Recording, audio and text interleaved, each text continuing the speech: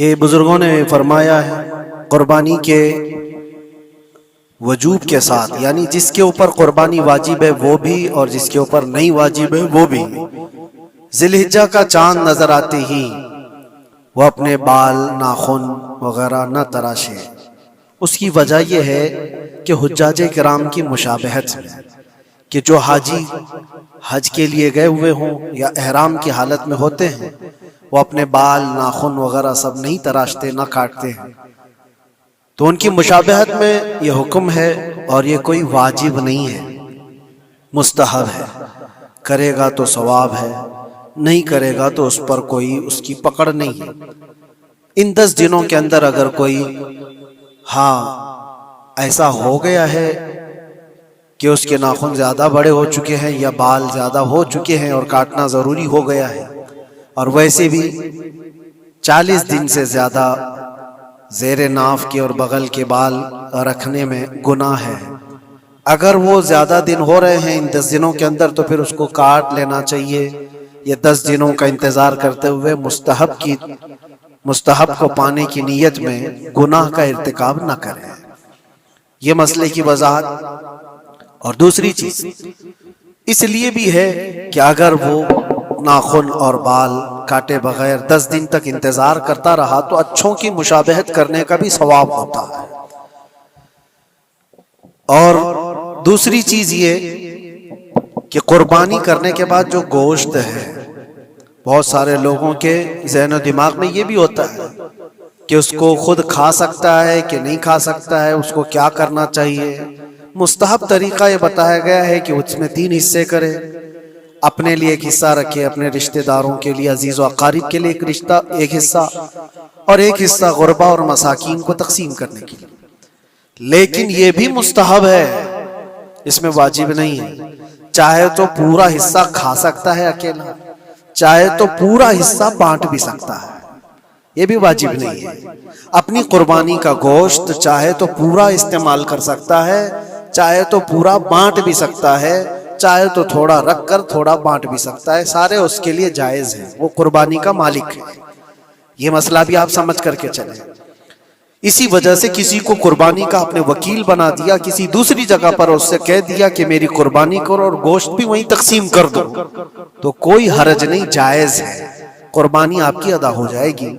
ये मसले की वजाहत भी आपके लिए जरूरी थी। और एक चीज, कुछ लोगों ने यह भी फैलाया कि कुर्बानी का गोश्त जमा करके रखना 3 दिन से ज्यादा ये जायज नहीं होता। पहले नबी पाक सल्लल्लाहु अलैहि वसल्लम ने मना फरमाया था, लेकिन हदीस पाक में हुजूर ने फरमाया कुर्बानी करो, गोश्त खाओ भी और गोश्त जमा करके रखना चाहो तो रख भी सकते, इसमें कोई हरज नहीं। कुर्बानी का गोश्त चाहे तो वो जमा करके रख भी सकता है। हाँ, कुर्बानी के जो दिन हैं वो 3 ही दिन हैं, बाज लोगों ने 4 भी ला करके अभी पेश किया है। किसी साहब फिक्र ने ये नया मसला पेश किया है जमात अहले हदीस की तरफ से गालिबन कि चौथे दिन भी कुर्बानी हो सकती है, यानी 10 जिलहिज्जा, 11 को, 12 को और फिर 13 को भी। और इसी तरह से बढ़ते हुए कोई और जमात आएगी वो 15 को भी कर डालेगी। लेकिन अय्यामे नहर जो है वो 3 ही दिन के, 10, 11 और 12। 12वीं का सूरज गुरूब होने तक ये अय्यामे नहर कहलाते हैं और इन्हीं में कुर्बानी है। और कुर्बानी के लिए जो जानवर है वो सब आपके सामने फैले हुए हैं। इल्म हासिल करना भी मुसलमान पर फर्ज है। कुछ चीजें आप भी हासिल करें, कुछ चीजें आप भी पढ़ें और किसी न किसी तरह से मालूमात हासिल करें, वरना तो ऐसा ही होगा कि आप जाहिल रहेंगे और लोग आपसे साथ खेलते रहेंगे। हाँ, एक बात ये भी है, इल्म हासिल करो लेकिन सिर्फ गूगल से भी नहीं। सिर्फ गूगल से हासिल करने वाला तो फिर वो मुर्गी की भी कुर्बानी करता है, अंडे की भी करता है, सिर्फ गूगल के शागिर्द जो होते हैं। इसीलिए मुअक्कर उलमाए अहले सुन्नत से तुम्हारा राब्ता भी होना जरूरी है। इल्म आप इंटरनेट से हासिल करो, क्रॉस वेरिफिकेशन उलमा के पास से कर लो, मैंने ये पढ़ा है, ये सही है या नहीं, ये हदीस में है या नहीं। इंशाअल्लाह अज़ीज आप सीधे रास्ते पर कायम रहेंगे। अल्लाह ताला इसकी बरकत अता फरमाए। मेरे आका सल्लल्लाहु तआला अलैहि वसल्लम के पास एक सहाबी हजरत ज़ैद बिन अरकम आए और पूछा, ये कुर्बानी क्या है मेरे आका? हुजूर अकरम सल्लल्लाहु अलैहि वसल्लम ने फरमाया, जिस जानवर की की कुर्बानी करोगे, उसके हर बाल के बदले तुम्हें अल्लाह एक नेकी अता फरमाएगा। जितने उसके जिस्म में बाल होंगे, हर बाल के बदले अल्लाह तुम्हें एक नेकी अता फरमाएगा।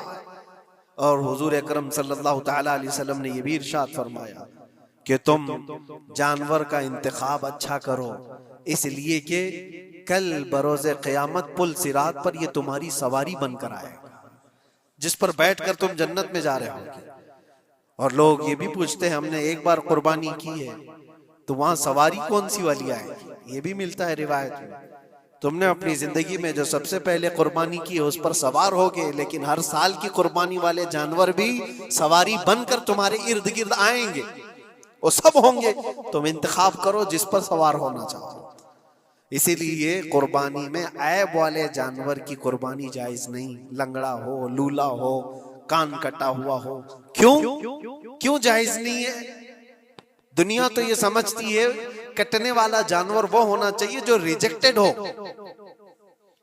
जिसको काटा जा रहा है वो दुनिया में काम के लायक ना हो, उसको काटना चाहिए। दुनिया का ये कॉन्सेप्ट है, दुनिया का तस्वुर ये है।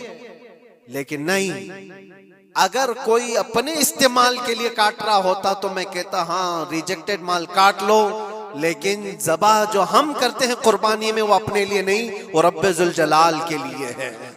इसीलिए बंदा ये देखे मैं अपने रब की हुजूर क्या पेश कर रहा हूं।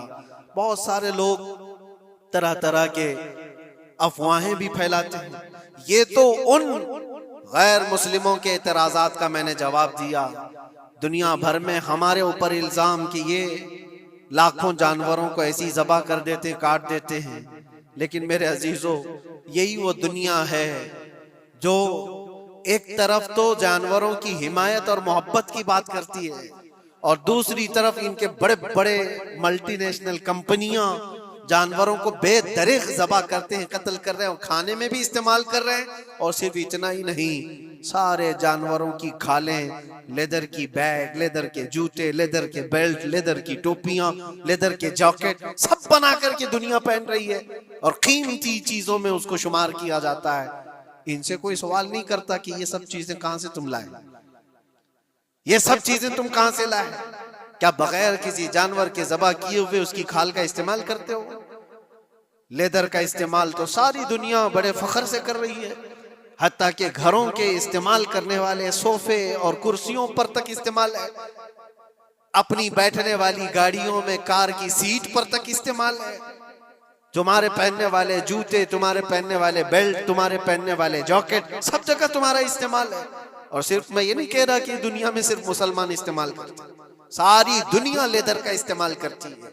ये लेदर कहां से आता है?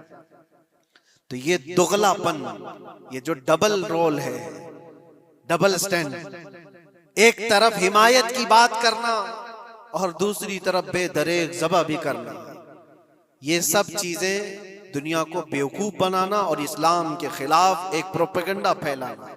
लेकिन ऐ मुसलमानों, ज़हन और दिमाग में किसी ऐसे मॉडर्न कल्चर के ऐसा कोई फरेफ्ता हो, उसकी बातों में आकर तुम ये सोचो कि नहीं इतने पैसे मैं कुर्बानी के बजाय सदका कर दूं, किसी गरीब को दे दूं, नाजायज है। तुम्हारे ऊपर से कुर्बानी का वजूब खत्म नहीं होगा, वो उसी तरह से बाकी रहेगा और गुनहगार भी रहोगे। अल्लाह करीम से ज्यादा तुम रहम करने वाले नहीं हो, अल्लाह अरहमुर राहिमीन है। अल्लाह अरहमुर राहिमीन है। जब वो हुक्म अता फरमा रहा है तो क्या तुम्हारे दिल में उससे भी ज्यादा रहम है? तो कुर्बानी के दिनों में सिर्फ कुर्बानी ही होगी। अब कुछ जो चीजें ऐसी हैं फैलाई गई, देखें एक बात मैं आपको बताऊं, अल्लाह के नबी सल्लल्लाहु तआला अलैहि वसल्लम रहमतुल लिल आलमीन है, सबका मानना अकीदा है।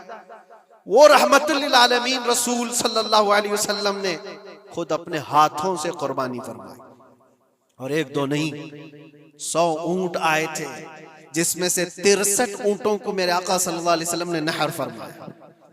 63 ऊंटों को खुद हुजूर ने ज़बह फरमाया और उसके बाद हजरत अली मुर्तदा शेर खुदा रदी अल्लाह तआला अन्हु को दिया, बाकी के ऊंटों को तुम ज़बह करो।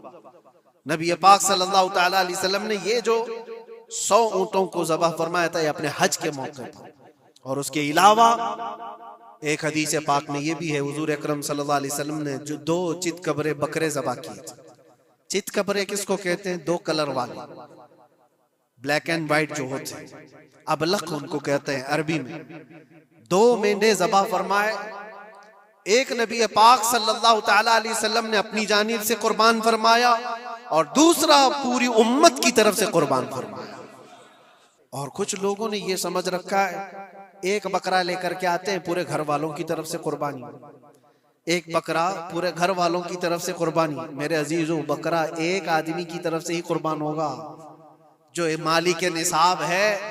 घर में अगर 4 लोग मालिक के निसाब है तो चारों पर कुर्बानी है, शोहर पर भी, बीवी पर भी, बेटे पर भी, जो जो मालिक के निसाब है। मालिक के निसाब का मतलब क्या है आप जानते हैं? जिसके पास 52.5 तोला चांदी या 7.5 तोला सोना या उसके बराबर की कीमत हो, दोनों में से किसी एक के बराबर की कीमत हो। इस जमाने में आप कैलकुलेट कर लो 52.5 तोला चांदी की कीमत क्या हो सकती है। उतनी अगर तुम्हारे पास रकम है, उतनी मालियत है तुम्हारे पास, तो तुम मालिक के निसाब हो और तुम्हारे ऊपर कुर्बानी वाजिब है। कुर्बानी तुम्हारे ऊपर वाजिब है। और कुर्बानी वाजिब होने के लिए साल भर पैसे होना जरूरी नहीं, कुर्बानी के दिनों में अगर वो मालिक के निसाब हुआ तब भी उस पर वाजिब है। ज़कात का हुक्म अलग है, कुर्बानी का हुक्म अलग है।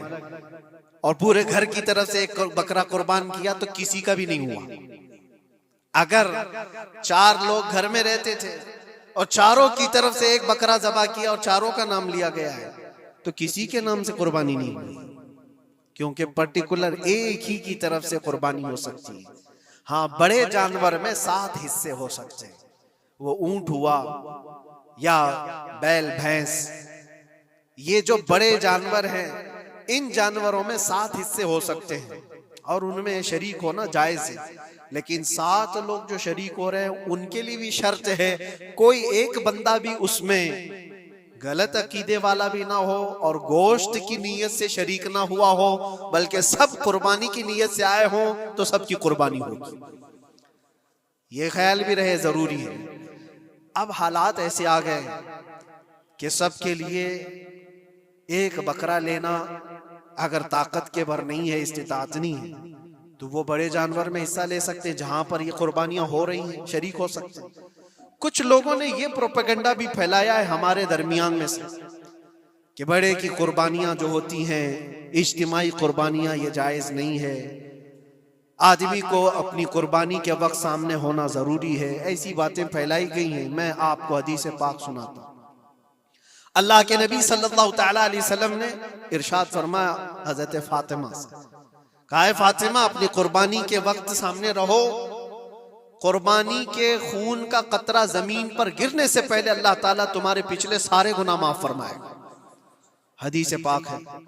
लेकिन साथ में दूसरी हदीस ये भी है, नबी पाक सल्लल्लाहु ताला अलैहि वसल्लम ने अपनी कुर्बानी का वकील हजरत अली को बनाया था कि अपनी नियाबत दे दी कि मेरी तरफ से तुम कुर्बानी करो। इस तरह से जो मुसलमान इस्तिताअत नहीं रखता खुद करने की, वो अपनी जानिब से किसी दूसरे को वकील बना सकता है। शरअन जायज है, किसी को भी वकालत दी जा सकती, नियाबत दी जा सकती है, मेरे तरफ से तुम कुर्बानी करो। जैसे कि घर में कोई औरत मालिक के निसाब है, अगर यह हुक्म होता कि औरत खुद जाकर के करे तो कहां से करती? औरत किसी को वकील बना सकती है, अपने शोहर को कह दी या किसी को दे दिया पैसे कि मेरी जानिब से तुम कुर्बानी करो, यह जायज है बिल्कुल। जिन लोगों ने ये प्रोपेगेंडा फैलाया है हमारे दरमियान में कि कुर्बानियां नहीं होती, वो जाहिल लोग हैं, पढ़े लिखे लोग नहीं।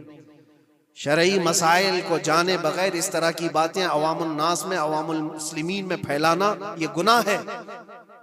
हाँ, इस बात को याद रखें, जो वकील है कुर्बानी का, उसके ऊपर जिम्मेदारी है कि वो जितने लोगों की कुर्बानी कर रहा है, जानवर शरीयत के मुताबिक का ले, ऐबदार जानवर की कुर्बानी ना करें।